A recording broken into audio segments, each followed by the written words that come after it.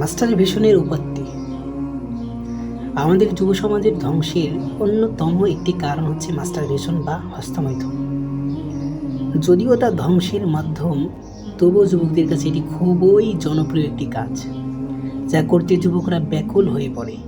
শুধু তাই না, এটাকে তারা নিত্যদিনের রুটিনের মধ্যেও ঢুকিয়ে নিয়েছে, অথচ তারা তা বুঝতেও পারছে না যে এটা তাদের জন্য কেমন ক্ষতিকর কারণ হয়ে দাঁড়াতে পারে।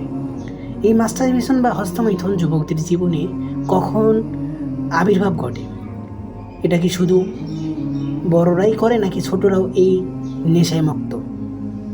আসলে এই মাস্টারবেশন বা হস্তমৈথুন ছোট কাল থেকেই শুরু হয়, কারো হয়তো বালেগ হওয়ার পর থেকে, আবার কেউ কেউ তো এই মাস্টারবেশন বা হস্তমৈথুনের মাধ্যমে বালেগ হয়ে থাকে। আমি অনেক ভাইদের সাথে কথা বলে বুঝতে পারলাম যে যুবকদের এই মাস্টারবেশন বা হস্তমৈথুনের পথ চলা শুরু হয় ক্লাস 5 থেকে 6 এর ভেতরেই।